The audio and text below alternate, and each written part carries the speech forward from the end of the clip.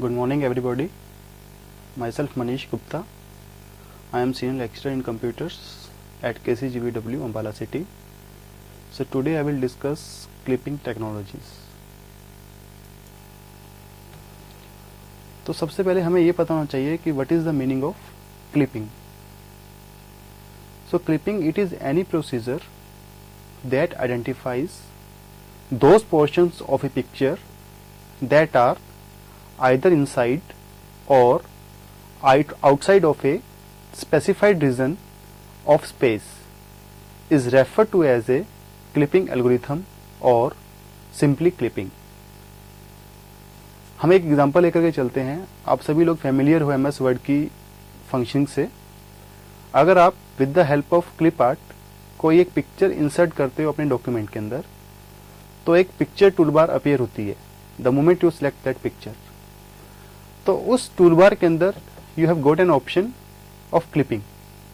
तो जैसे ही आप क्लिपिंग के ऊपर क्लिक करते हो, एक रेक्टेंगल अपीयर होती है अराउंड दैट पिक्चर, और with the help of that rectangle आपको जो जो पोर्शंस कट करने हैं अपनी पिक्चर के, आप उन पोर्शंस को कट कर सकते हो और आप अपनी पिक्चर को एक नई शेप दे सकते हो. तो जो हमने कट किया है पोर्शन को, that operation is called clipping operation. तो जो रेक्टेंगल बनी थी जब हमने क्लिप ऑप्शन को सिलेक्ट किया था पिक्चर टूलबार से, that window is known as clip window. तो यही मैंने यहाँ पर स्पेसिफाई किया हुआ है. The region against which an object is to be clipped is called a clip window. तो उस विंडो को हम क्या बोलेंगे? क्लिप विंडो बोलेंगे. तो हमें क्लिपिंग की जरूरत क्या है, क्या इसके यूजेस हैं, इसकी एप्लीकेशंस कहाँ पर हैं? Applications of clipping include extracting part of a defined scene for viewing, identifying visible surfaces in three-dimensional views, anti-aliasing line segments or object boundaries, creating objects using solid modeling procedures, displaying a multi-window environment, and drawing and painting operations that allow parts of a picture to be selected for copying, moving, erasing और duplicating. तो क्या मतलब है इन सब चीजों का? अब आप लोग MS वर्ड में काम कर रहे हो. मैं सबसे पहले एग्जांपल ले रहा हूं इसके अंदर, displaying a multi window environment. Clipping इसमें कैसे हेल्पफुल है? तो जैसे ही आपने एक डॉक्यूमेंट को ओपन किया, एक विंडो अपीयर होती है, and in that window the contents of that document will be displayed. Now what you do, you open another window and you open another document into that window. तो जो second window है it will overlap first one. अगर आप इसको cascading करते हो, tile करते हो या हॉरिजॉन्टली इसको एडजस्ट करते हो आपस में, तो सेकंड जो आपकी विंडो है वो ओवरलैप करेगी कुछ पोर्शन पे फर्स्ट विंडो के. तो फर्स्ट विंडो का जिस पोर्शन को उसने ओवरलैप किया हुआ है उस पोर्शन पे आपको फर्स्ट विंडो के कोई भी कंटेंट्स नजर नहीं आएंगे, रादर सेकंड विंडो के कंटेंट्स नजर आएंगे. और फर्स्ट विंडो का जो पोर्शन आपका ओवरलैप नहीं हुआ था उसके अंदर आपको अभी भी फर्स्ट डॉक्यूमेंट के कंटेंट्स ही नजर आएंगे. तो in that fashion we can say clipping is helpful. कि कोई क्लिपिंग ने क्या किया, जब ओवरलैपिंग हुई है सेकंड विंडो की फर्स्ट विंडो के ऊपर, तो फर्स्ट विंडो के जो कंटेंट्स थे उसने उनको हाइड कर दिया और सेकंड विंडो के कंटेंट्स को हमें डिस्प्ले कर दिया. तो with the help of that clipping technique हमने एक ही टाइम पे दो डिफरेंट डॉक्यूमेंट्स को डिस्प्ले किया है with the help of two different windows. Similarly अगर मेरे पास कोई एक सीन है और मैं उसके कुछ पर्टिकुलर पार्ट को ही जूम करके देखना चाहता हूं, उस केस में मैं क्या करूंगा, I will select that particular portion with the help of that clipping window, और उसको फिर मैं जूम कर सकता हूं, उसको मैं जो भी चाहूं उसके ऊपर ऑपरेशंस परफॉर्म कर सकता हूं. तो यहां पे मैंने क्या किया, उस सीन का एक पार्ट को मैंने एक्सट्रैक्ट कर लिया with the help of that clip window. तो क्लिपिंग विंडो का मतलब सिर्फ यही नहीं है कि आपने जो कंटेंट्स थे उनको खत्म करना है, बल्कि आप उन पार्ट्स को एक्सट्रैक्ट भी कर सकते हो जो आप सिर्फ देखना चाहते हो. सिमिलरली अगर आपने किसी पिक्चर के एक पर्टिकुलर पोर्शन को कॉपी करवाना है, मूव करवाना है, इरेज करवाना है, उन सब में भी हमारे पास जो ये क्लिपिंग टेक्निक्स हैं वो हेल्पफुल है। हमने एक पिक्चर ली, उसके एक पोर्शन को सिलेक्ट किया, फिर इसको वहां से कट करके कहीं और पर पेस्ट कर दिया, तो वो कटिंग उतने ही पोर्शन की होगी जितने पोर्शन के ऊपर हमने जो उसकी क्लिपिंग विंडो हमने अप्लाई की थी।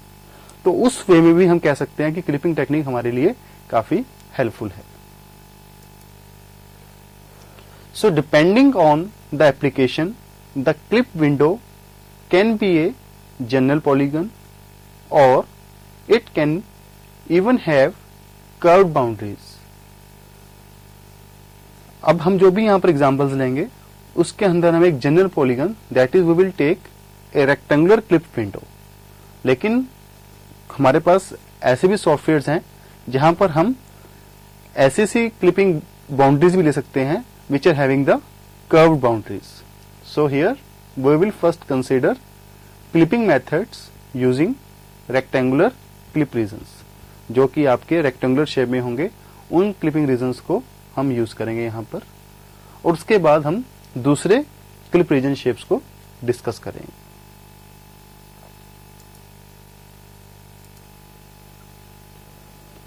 For the viewing transformation, we want to display only those picture parts that are within the window area. Everything outside the window is discarded. हमारे पास कोई भी एक पिक्चर है, हम क्या करते हैं उस पिक्चर के जिस जिस पोर्शन को डिस्प्ले करना चाहते हैं, हम क्या करेंगे उसके चारों तरफ we will draw a window, that area is called window area. तो जो कुछ भी उस पिक्चर का पार्ट उस विंडो के बाहर लाई कर रहा था, that will be discarded automatically. So this is again the application of your clipping technique. So clipping algorithms can be applied in word coordinates so that only the contents of the window interior are mapped to device coordinates or normalized device coordinates, then clipped against the viewport boundaries. अब हमारे पास क्या है, what is the meaning of word coordinates and what is the meaning of device coordinate? देखो हमारे पास कोई एक scene है, अगर हम रियलिटी में उस सीन की बात करते हैं तो उस सीन का या उस पिक्चर के कुछ भी डायमेंशन हो सकते हैं, पर अगर हमने उस पिक्चर को अपने मॉनिटर के ऊपर लेकर के आना है तो monitor here it is a device. अब उस विंडो हमने एज्यूम की थी रियल सीन के अक्रॉस, उसके कुछ भी डायमेंशन हो सकते हैं, लेकिन जो हमारा स्क्रीन है, जो हमारा डिवाइस है, जो हमारा मॉनिटर है, उसका जो विंडोज उस पर जो हम ड्रॉ कर सकते हैं उसके डायमेंशन हमारे फिक्स हो सकते हैं, एक पर्टिकुलर रेंज तक ही जा सकते हैं। तो हमें क्या करना पड़ेगा, जो हमारे पास एक्चुअल सीन था हमें उसकी इस टाइप से मैपिंग करनी पड़ेगी ताकि जो पूरी की पूरी पिक्चर हमारे इस डिवाइस के अंदर फिट हो जाए। तो अकॉर्डिंगली हमें उस पिक्चर को मैप करना पड़ेगा एज पर अवर डिवाइस कोऑर्डिनेट्स। तो जब हमने उसकी मैपिंग कर ली तो पिक्चर के पूरे पार्ट्स, जैसे कि साइज उसका छोटा हो जाएगा या साइज उसका बड़ा हो जाएगा डिपेंडिंग अपॉन द केस, वो पूरी की पूरी पिक्चर हमारे डिवाइस कोऑर्डिनेट्स में जब फिट हो जाएंगी तब उसके ऊपर हम क्लिपिंग को अप्लाई करेंगे। Word coordinate clipping removes those primitives outside the window from further consideration, thus eliminating the processing necessary to transform those primitives to device space। तो इसमें हम क्या कह रहे हैं, जब हम वर्ड कोऑर्डिनेट्स की मैपिंग करना चाहेंगे डिवाइस कोऑर्डिनेट्स के ऊपर, तो एक तो इसके अंदर ऑप्शन क्या है कि हम ऑलरेडी जो पोर्शन हमें पता है कि डिवाइस कोऑर्डिनेट पे हमने लेकर के नहीं आने हैं, हम मैपिंग ही इस टाइप से करेंगे कि वो उन पोर्शंस को ऑलरेडी एलिमिनेट कर देगा, और उसके बाद जब एलिमिनेटेड जो हमारे पास जो बचा हुआ जो हमारे पास सीन है वही हमारा मैप होकर के आएगा डिवाइस कोऑर्डिनेट्स में। तो उसका हमें हेल्प क्या मिलेगी, उसका हमें एडवांटेज क्या मिलेगा कि जो हमें एक्स्ट्रा प्रोसेसिंग चाहिए थी उसको ट्रांसफॉर्म करने के लिए डिवाइस स्पेस के अंदर, वो हमारी बच जाएगी। अगर हम व्यूपोर्ट क्लिपिंग की बात करते हैं उसमें हमें क्या करना पड़ेगा, हमें पूरी पिक्चर को हम ले आएंगे अपने डिवाइस कोऑर्डिनेट्स के अंदर, लेकिन उसके अंदर हम अपनी जो कैलकुलेशंस हैं उनको हम रिड्यूस कर सकते हैं by allowing concatenation of viewing and geometric transformations. So what were geometric transformations? It include your rotation, it include your translation, it include your scaling and all that. तो वो जो मेरा परसों का लेक्चर था उसमें मैंने ये सब चीजें डिस्कस की थी. But viewport clipping does require that the transformation to device coordinates be performed for all objects, including those outside the window area. तो इसका सबसे बड़ा जो बेसिक ड्रॉबैक है वो यही है कि हमें जितने भी हमारे पास पूरा का पूरा सीन है, चाहे वो क्लिपिंग विंडो के अंदर आ रहा है, चाहे वो क्लिपिंग विंडो के बाहर आ रहा है, हमें उस पूरे के पूरे को ट्रांसफॉर्म करना पड़ेगा डिवाइस कोऑर्डिनेट्स में उसको फिट करने के लिए. So on raster systems clipping algorithms are often combined with scan conversions. तो स्कैन कन्वर्जन में हम क्या करते हैं कि कोई भी मेरे पास एक ऑब्जेक्ट है, उसको मैंने with the help of pixels show करना है अपने कंप्यूटर की स्क्रीन के ऊपर. This technique is called your scan conversion. अब हमारे पास कितने टाइप की क्लिपिंग्स हैं? तो जो हमारे पास डिफरेंट प्रिमिटिव्स हमने यहाँ पे डिस्कस करेंगे. सबसे पहला है मेरे पास पॉइंट क्लिपिंग, उसके बाद आता है हमारे पास line clipping, then comes area clipping, curve clipping and finally there is text clipping. तो जो लाइन क्लिपिंग होगी हमारी, इसमें हम डिस्कस करेंगे स्ट्रेट लाइन सेगमेंट्स को. इसमें हम कर्व लाइंस या और लाइंस को हम डिस्कस नहीं करेंगे. जो एरिया क्लिपिंग है उसके लिए हम पॉलीगन्स को डिस्कस करके चलेंगे. Line and polygon clipping routines are standard components of graphics package. Suppose कर लो हमारे पास हम कोई MS वर्ड की बात कर रहे हैं जैसे, तो उसके अंदर जो हमारे पास जो ये पैकेज है, जो उसके अंदर ग्राफिक्स हमने इंक्लूड की हुई है, उसके अंदर हमारे पास लाइन और पॉलीगन को क्लिप करने के लिए ऑलरेडी हमारे पास फैसिलिटीज होती हैं. But many packages accommodate curved objects, particularly SP-line curves and conics such as circles and ellipses. तो हमारे पास कुछ ऐसे भी स्पेशलाइज्ड पैकेजेस हैं जिसमें हम एलिप्स, सर्कल्स वगैरह की क्लिपिंग भी कर सकते हैं.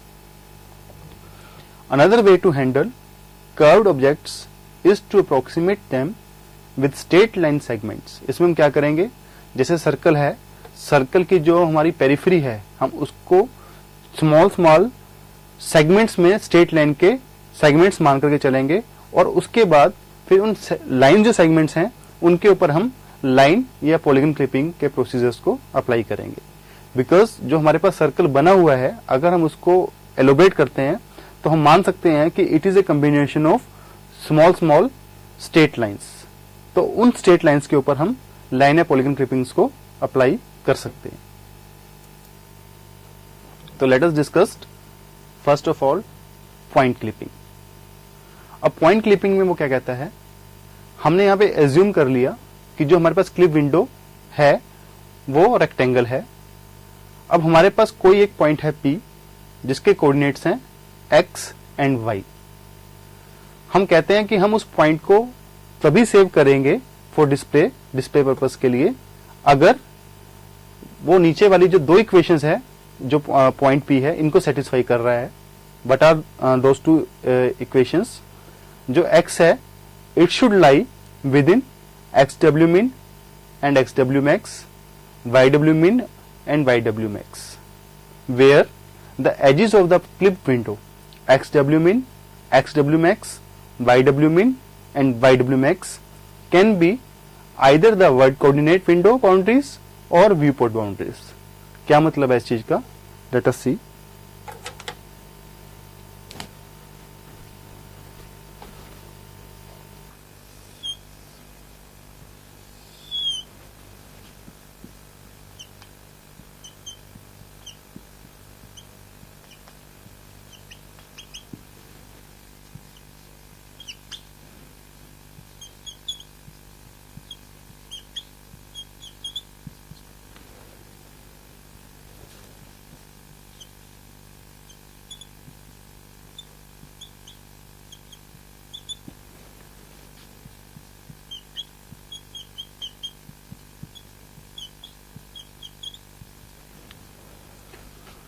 अब this is my clipping window, A point P with coordinates x and y will be saved for the display purpose only if जो हमारा पॉइंट P है if it is lying within this window।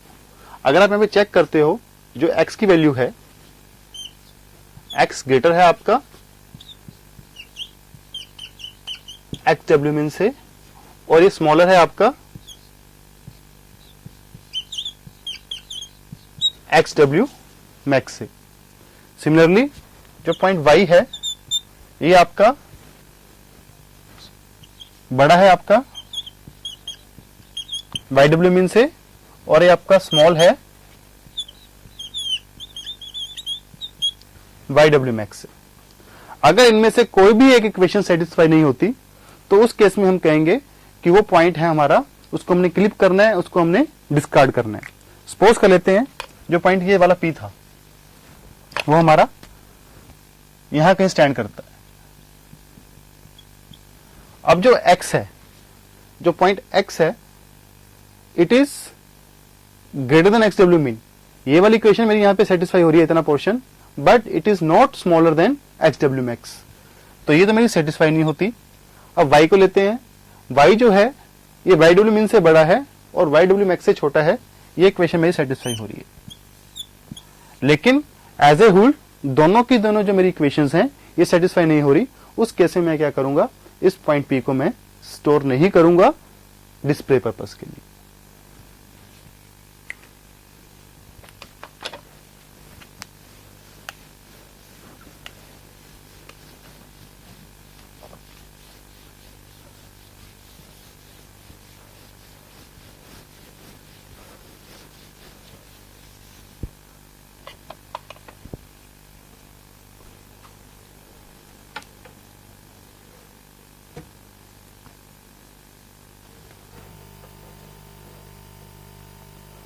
तो यही मैंने आपको अभी explain किया था।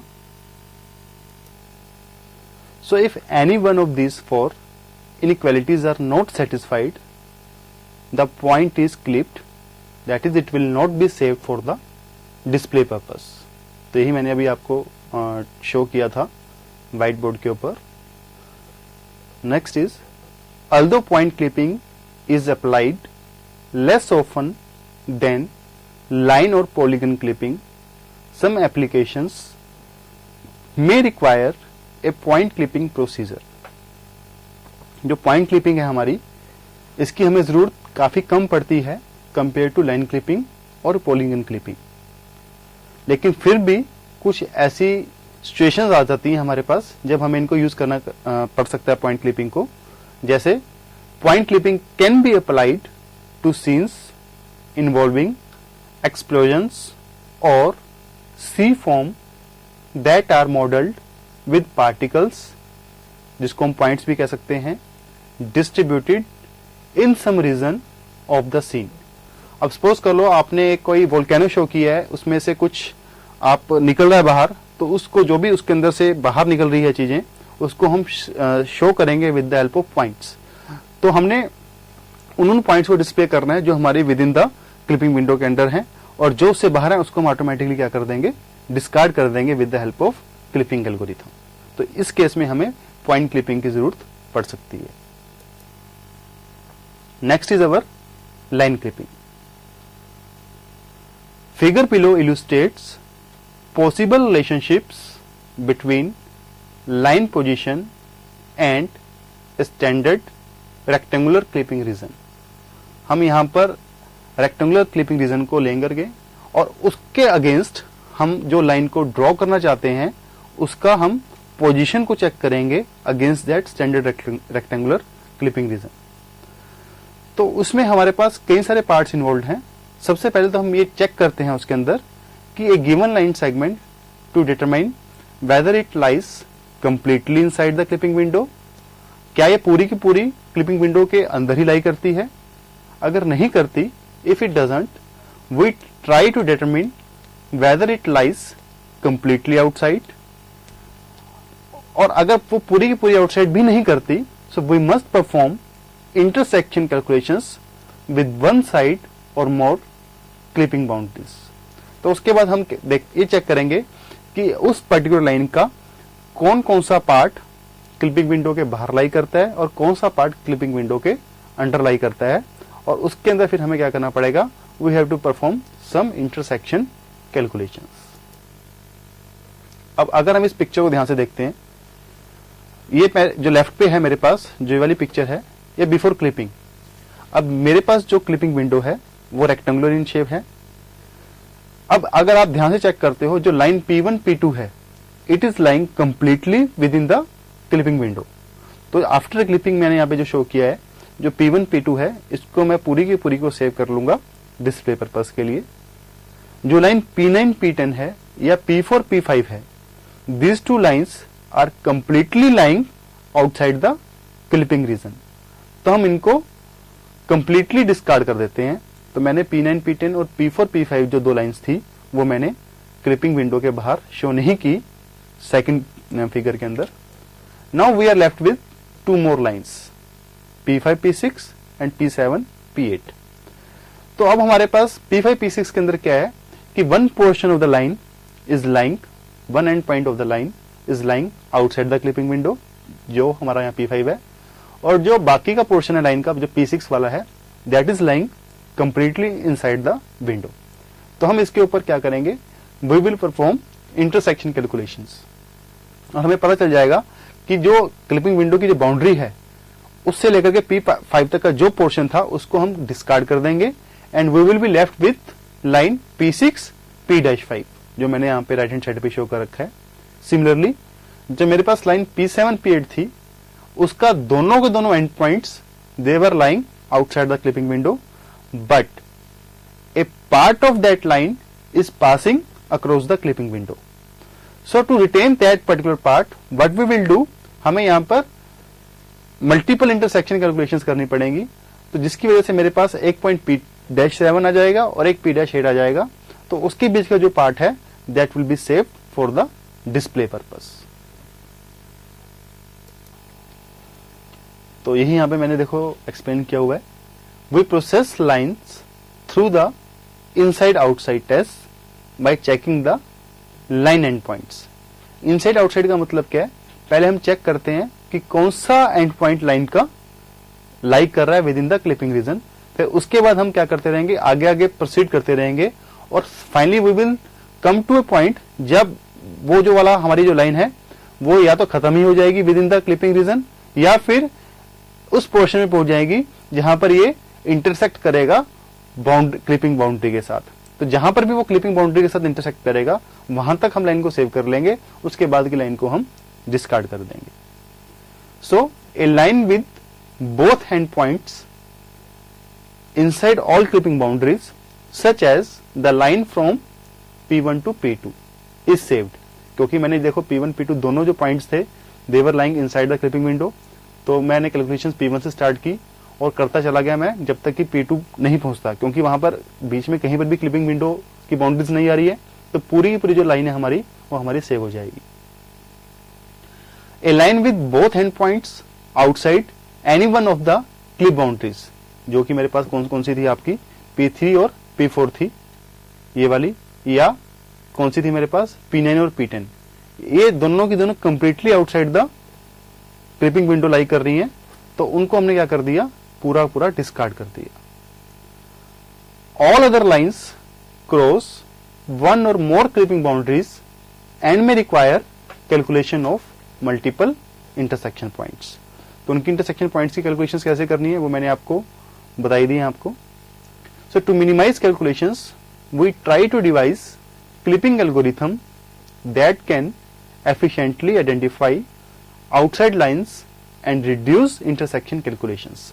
क्योंकि जो मैंने अभी आपको बताया था कि हम लाइन के पार्ट्स को आगे आगे जाते रहेंगे और चेक करते रहेंगे कि कहां पर जाकर के वो क्लिपिंग विंडो को इंटरसेक्ट करेगा, but it is a very tedious procedure कि हमें कुछ कुछ पार्ट्स ले रहे हैं हम लाइन के, फिर चेक कर रहे हैं, फिर नेक्स्ट पार्ट लेंगे लाइन का कुछ पोर्शन उसको चेक करेंगे।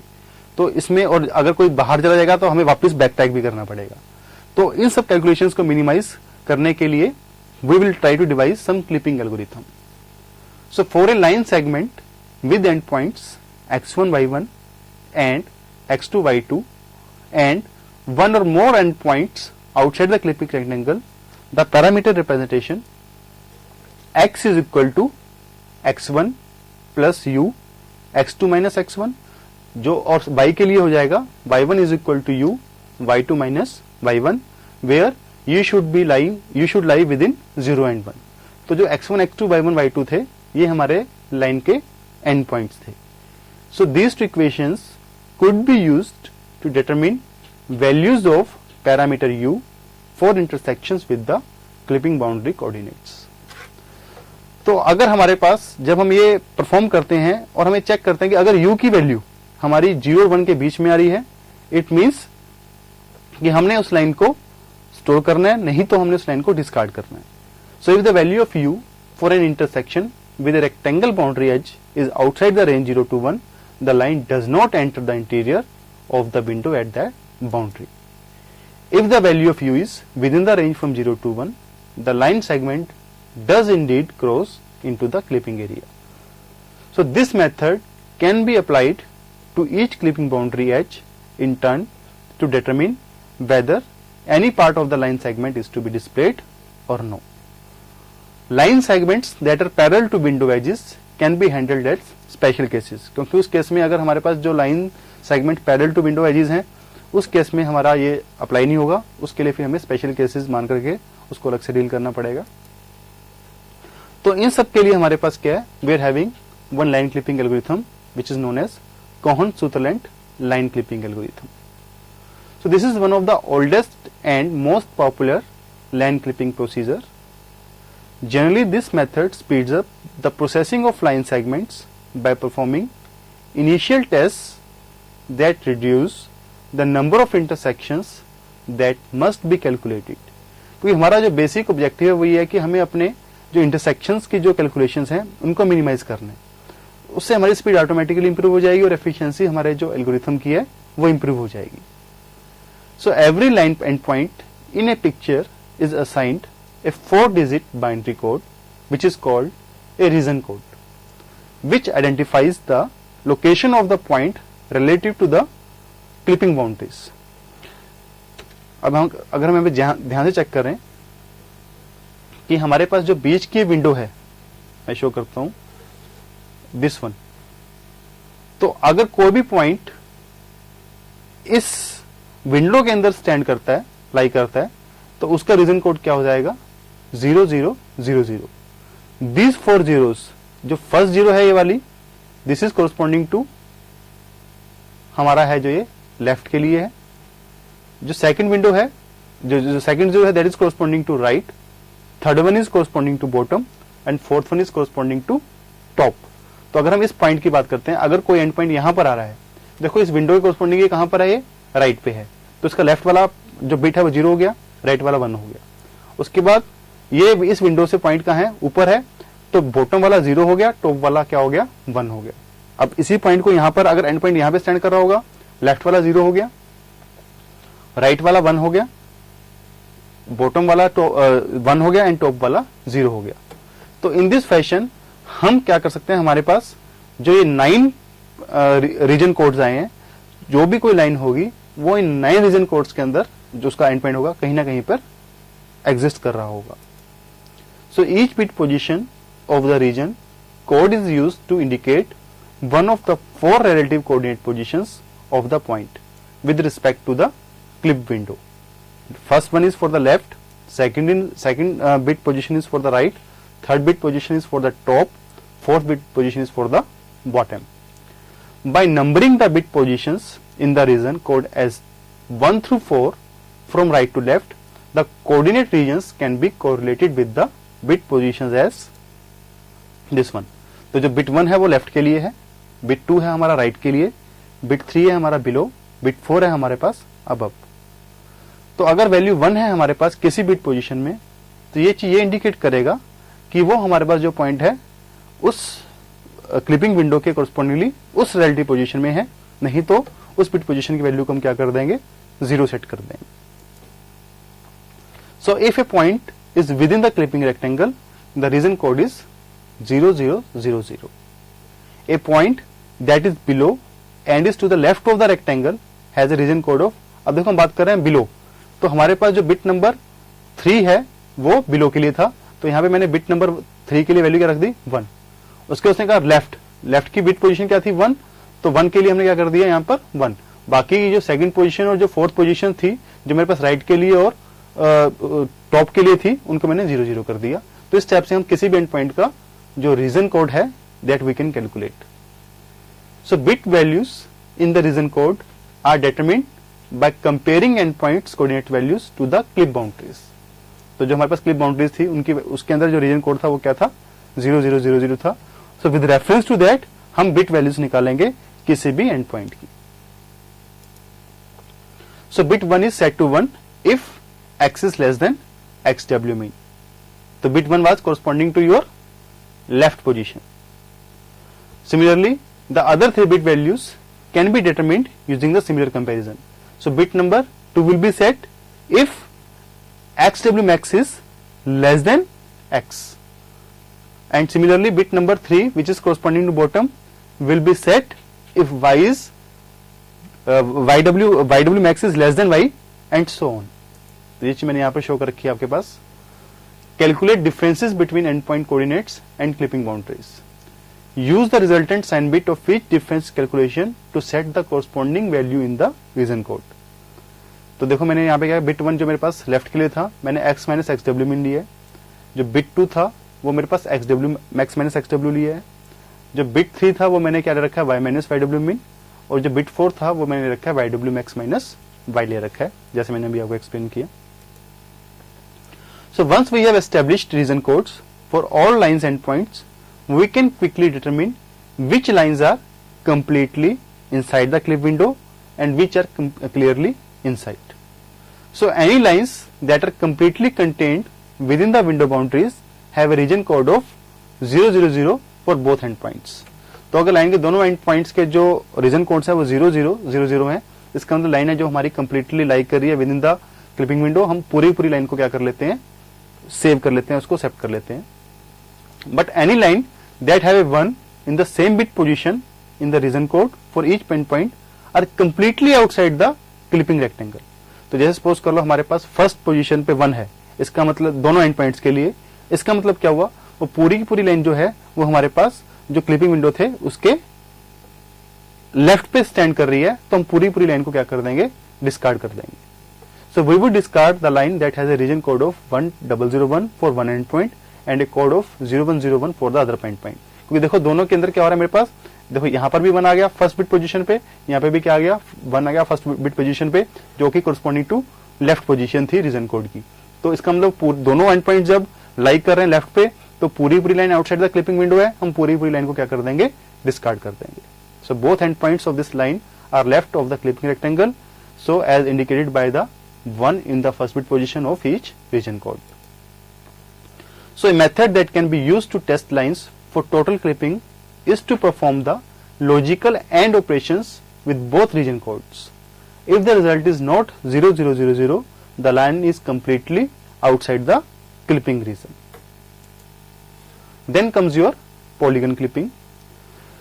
To clip polygons, we need to modify the line clipping procedures discussed in the previous section. क्योंकि पॉलीगन में हमें क्या करना पड़ रहा है, हमें सिंपल लाइंस की क्लिपिंग नहीं करनी, हमें उसको एरिया की फॉर्म में भी लेकर के आना है।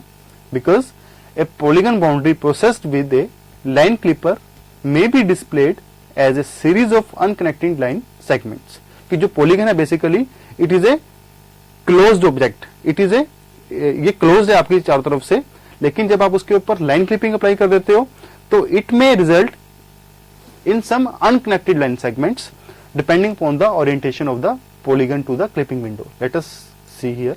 अब ये देखो आप, this was my complete polygon. अगर मैंने इसको क्लिपिंग कर दी against this clipping window, you will be left with so many unconnected lines, which is not desirable at all.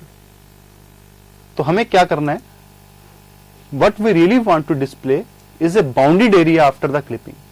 हम एक bounded area चाहते हैं, ना कि unconnected line segments in the polygon clipping.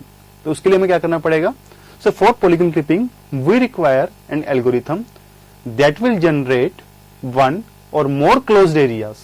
I am emphasizing on the word closed areas that are then scan converted for the appropriate area fill. So the output of a polygon clipper should be a sequence of vertices that defines the clipped polygon boundaries.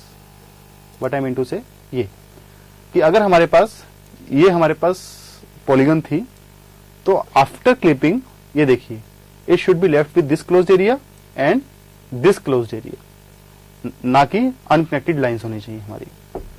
तो इसके लिए हमें क्या करना पड़ेगा, हमारे पास Sutherland Hodgman का एक पॉलीगन क्लिपिंग एल्गोरिथम है। What it says, we can correctly clip a polygon by processing the polygon boundary as a whole against each window as.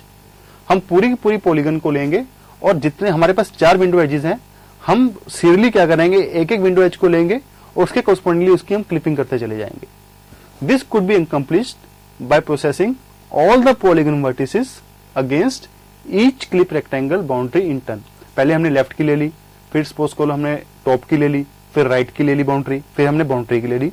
तो इन टर्न, और जो जो हमारे पास क्लिपिंग के बाद जो जो वर्टिसेस आती रहेंगी, उनको हम नेक्स्ट क्लिपिंग बाउंड्री के ऊपर भेज देंगे और उसमें जो जो कटती चली जाएंगी उनको हम बाहर डिस्कार्ड करते रहेंगे, बाकी की बची वर्टिसेस को हम आगे ले जाते रहेंगे।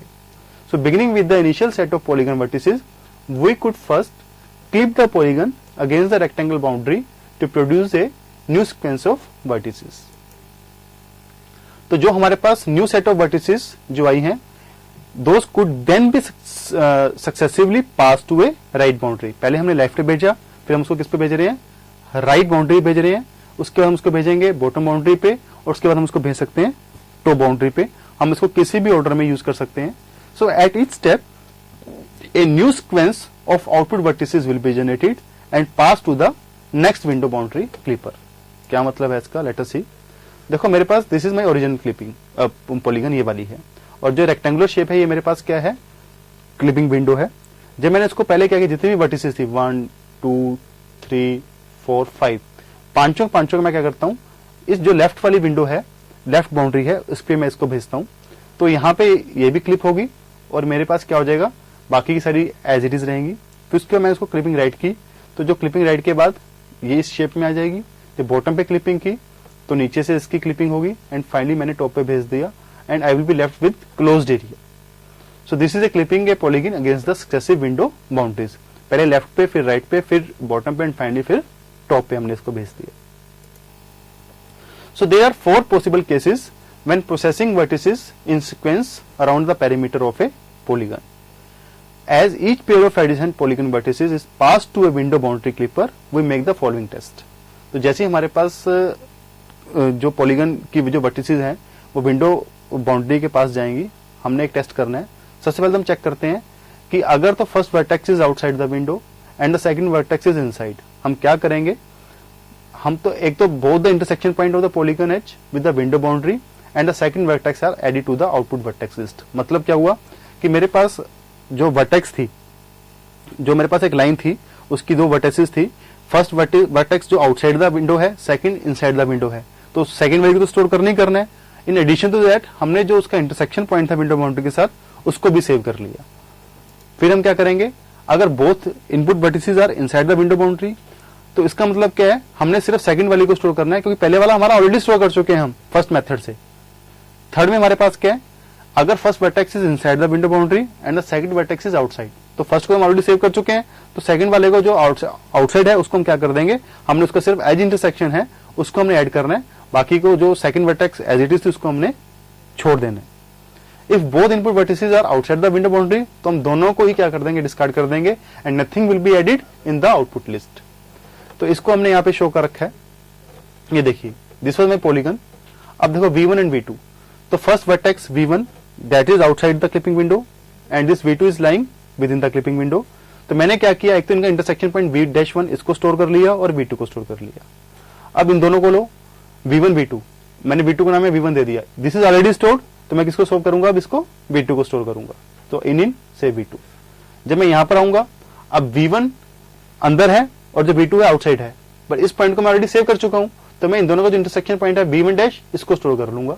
फिर मैं इन दोनों पॉइंट्स पे आता हूं, अब ये दोनों point line completing outside the clipping window, तो मैं दोनों पॉइंट्स को क्या कर दूंगा, डिस्कार्ड कर दूंगा।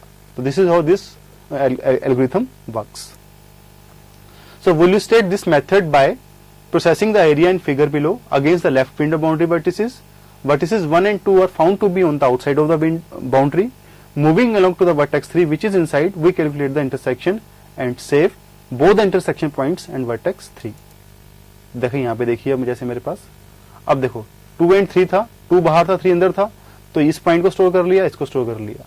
3 and 4 था, 3 को 2 का नाम दे दिया, इसको स्टोर कर लिया, इसको 3 देके इसको स्टोर कर लिया. 4 5 में से अब ये तो स्टोर हो ही चुका है, 5 को छोड़ के मैंने इसको किस नाम से सेव कर लिया, 4 के नाम से, 4 डैश इसको बोलते हो.